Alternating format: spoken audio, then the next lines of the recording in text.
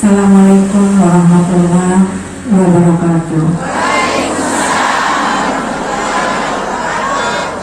Alhamdulillah,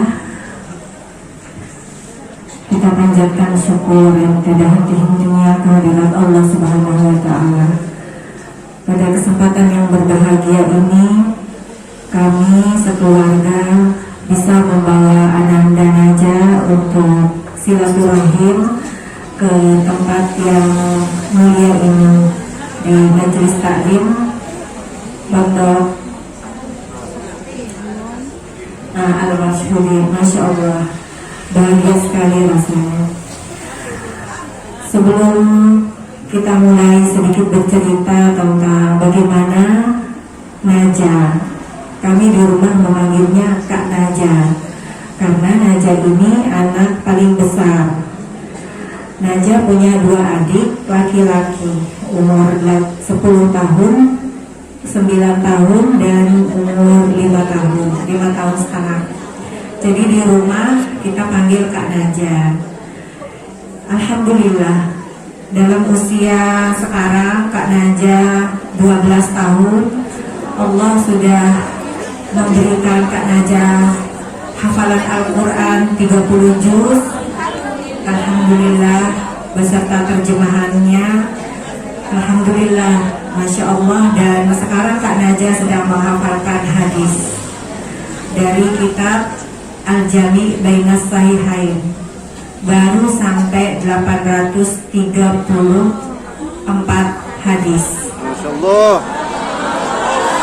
Alhamdulillah.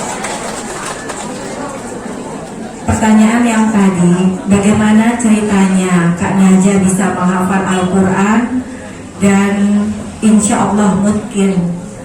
Nah, proses Kak Naja menghafal Al-Quran terlepas dari kondisi beliau yang seperti kita lihat seperti di hadapan kita semua.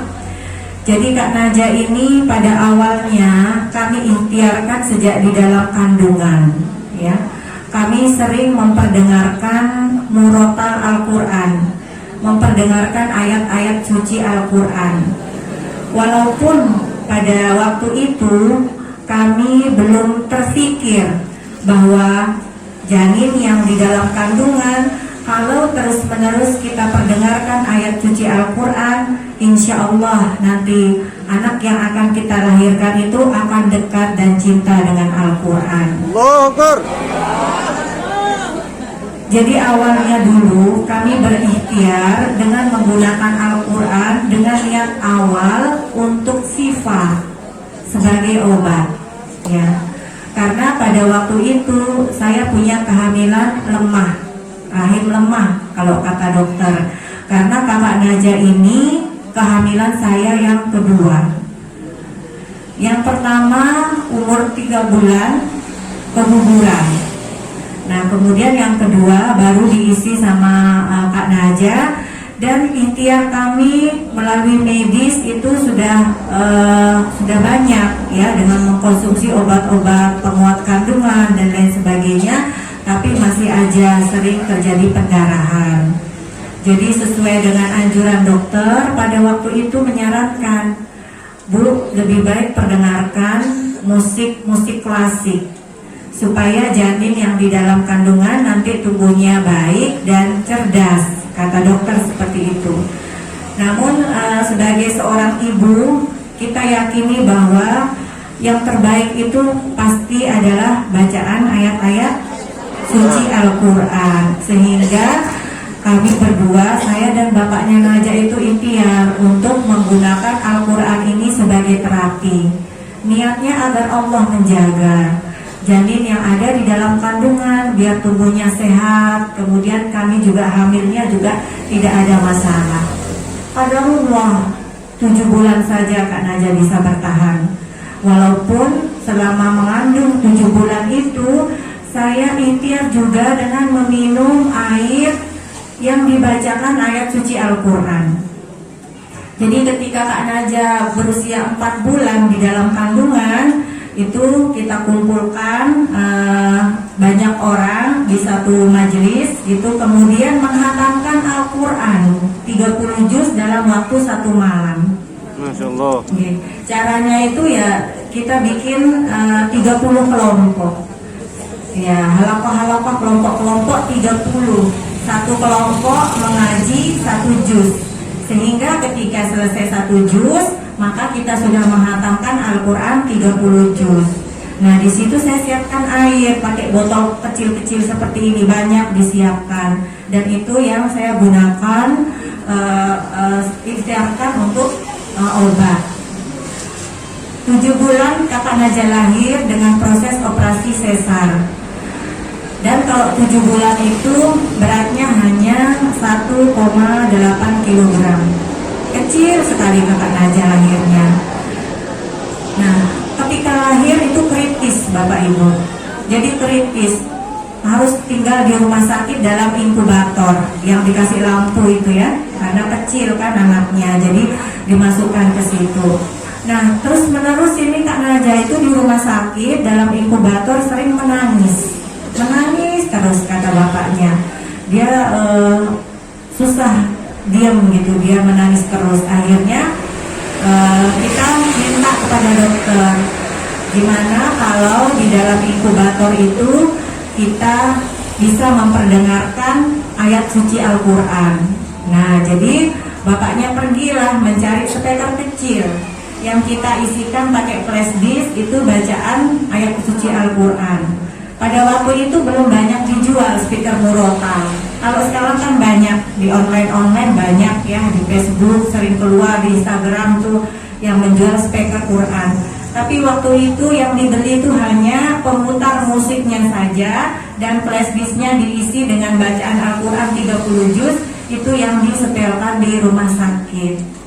Jadi selama di rumah sakit, Kak Najah hari-harinya selama krisis itu ditemani oleh bacaan ayat suci Al-Quran, sampai alhamdulillah membaik dan boleh dibawa pulang ke rumah. Qadarullahnya lagi, di rumah Kak Najah sering menangis, tiba-tiba menangis gitu, sampai dibawa ke dokter. Kenapa sering menangis? Mungkin ada gangguan pencernaan ya, kalau anak kecil kan sering tuh gangguan pencernaan terus menangis. Tapi Kak Najah itu kata dokter tidak ada gangguan itu Bu, katanya gitu. Akhirnya kami diskusi lagi, mungkin kita harus perdengarkan lagi bacaan Al-Quran.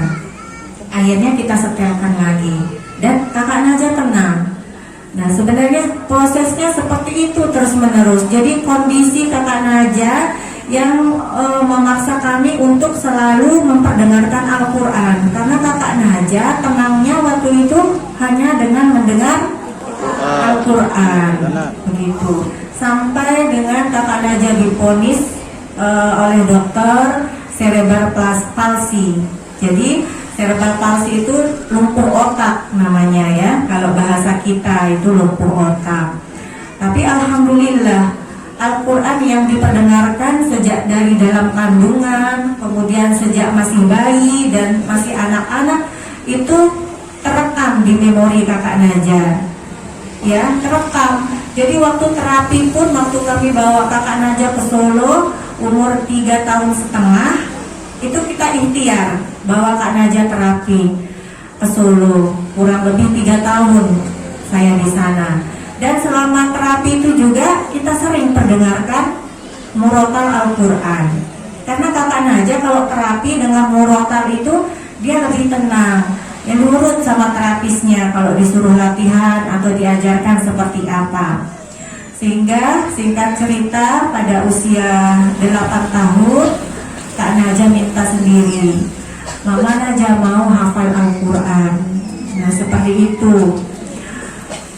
Qadarullah, kami sudah mencarikan tempat mengaji, tempat menghafal Al-Quran untuk Kakak Najah. Tapi waktu itu mungkin karena keterbatasan guru, ustadz, alhamdulillah 3 tempat itu menolak Kakak Najah. Ya, ditolak Kakak Najah. Maaf Bu, tidak ada guru khusus yang membimbing anaknya, seperti itu. Jadi karena sudah ditolak seperti itu, sedangkan Kak Najah mau menghafal, saya nggak cerita kalau Kakak Najah ditolak.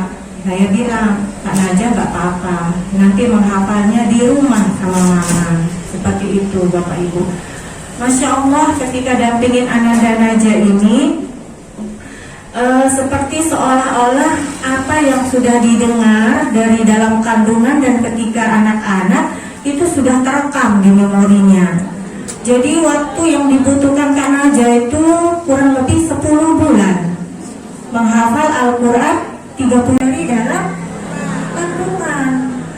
Karena di medis dari penelitian itu ketika anak di dalam kandungan, yang pertama kali itu yang bisa dipakai di antara kita dikasih Allah mata, telinga, mulut dan lain sebagainya, itu pertama itu pendengaran, telinga. Jadi jangan kita kira anak di dalam kandungan itu tidak mendengar apa yang kita bicarakan, apa yang kita pendengarkan. Anak mendengar, dan di situ memori sel-sel sarafnya berkembang dengan pesat sekali. Jadi nanti ketika anak mulai menghafal Al-Quran, itu seperti seolah-olah di alam bawah sadarnya dia sudah sering mendengar ayat-ayat itu. Sehingga alhamdulillah seperti Kakak Najah, mungkin ayah bunda bisa lihat kondisi Kakak Najah seperti ini.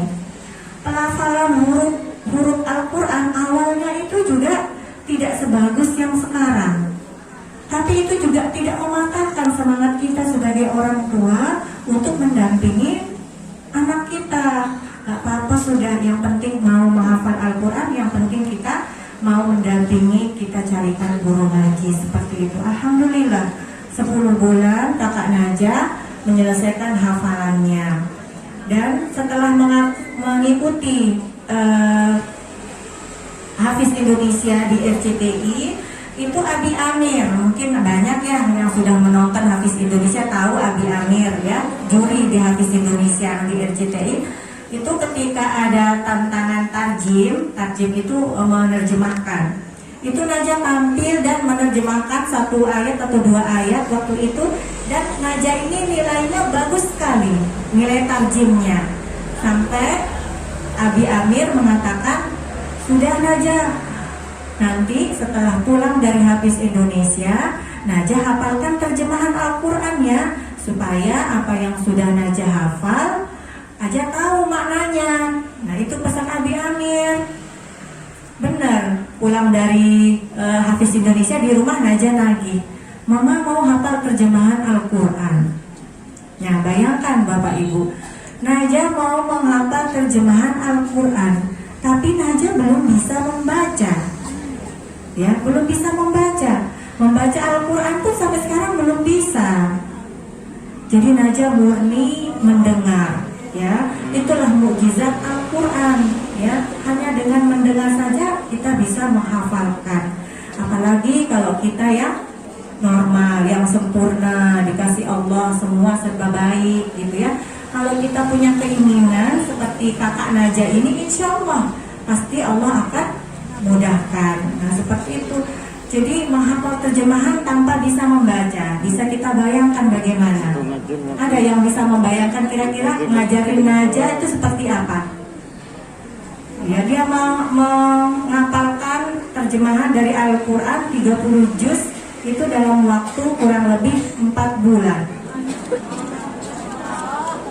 Ya, 4 bulan itu atas izin Allah. Allah memudahkan Kakak Najah karena Allah melihat kesungguhannya Kakak Najah, semangatnya.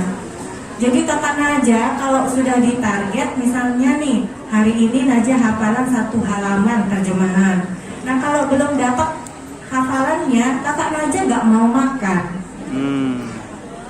Nanti dulu mau makannya, Najah belum selesai hafal katanya, belum mau tidur juga.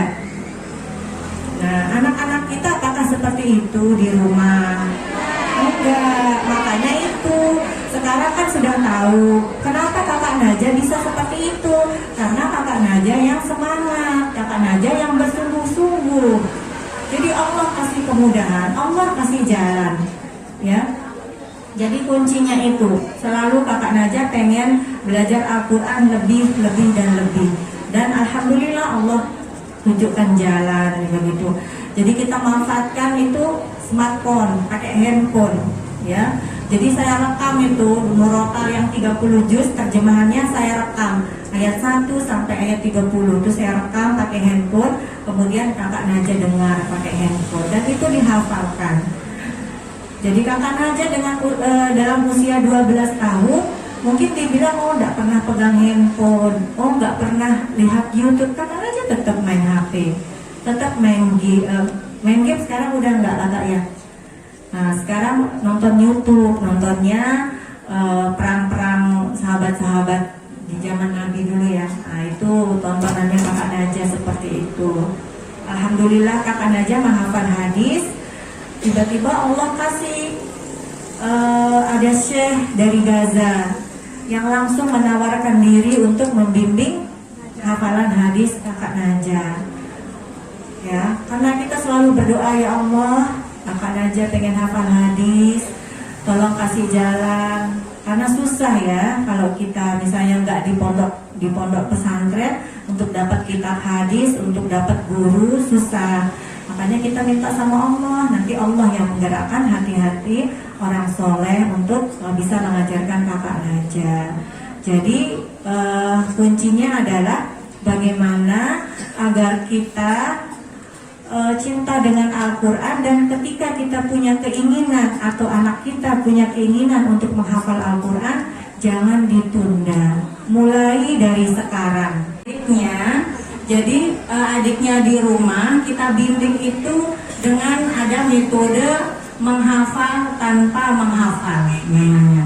Caranya jangan dihafal, dibaca saja yang benar tajwidnya dan semuanya 20 kali. Baca saja, jangan dihafal. Nanti dibuktikan pada kebacaan ke-21 semua akan masuk ke kepala. Jadi nggak akan susah kita hafalkan. Ya. Terus cara menghafal ayat yang panjang nih. Misalnya ada ayat 4 baris misalnya ya. Kan tidak mungkin adik-adik langsung menghafal 4 baris. Caranya nanti dibaca sampai di mana nafasnya. Hafalnya itu dulu. Misalnya nafasnya hanya sampai 1 baris, ya udah 1 baris dulu dibaca selama 20 kali, sebanyak 20 kali. Baca terus, jangan dihafal. Dibaca, diperhatikan, dihitung 1, baca lagi 2 sampai 20 kali. Nanti pas ke 21 tutup mushafnya, lapalkan sendiri, pasti hafal. Pasti hafal. Insya Allah, karena itu udah dipraktikkan sama kakak Naja, sama adiknya Naja seperti itu. Nah nanti baris kedua juga seperti itu. Baca 20 kali. Cari waqaf ibtidah, mulai dari mana? Hafal dari situ. Lanjutkan, baca 20 kali. Nanti tutup mushafnya pas ke bacaan 21. Kalau sudah bisa, ulangi 5 kali. Setelah bisa, ulangi dari ayat pertama. Ulangi 5 kali. Ya, jadi baca dulu 20 kali, tutup mushaf, dicoba hafalkan 5 kali. Kalau sudah lancar, hitungan kelima, lanjutkan baris berikutnya.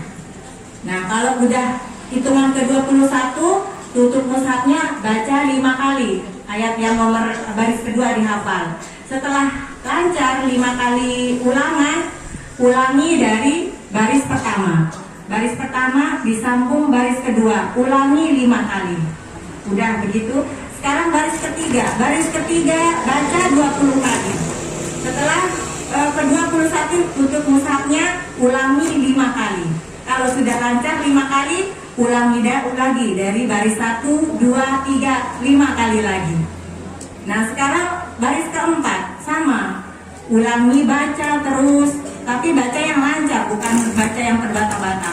Kalau mau, dengarkan murotal dulu untuk mendengar bacaan yang baik. Kemudian nanti kalau sudah fasih baru dihitung bacaan ke-20. Jadi jangan baru dibaca, kadang-kadang kita baru baca udah dihitung 1, jangan. Jadi 1 dihitung kalau sudah lancar, sudah benar tajwidnya. Baru mulai hitungan baca 1 kali, baca 2 kali, baca 3 kali. Jangan kurang. Kalau kurang, besok pagi hafalan itu akan hilang.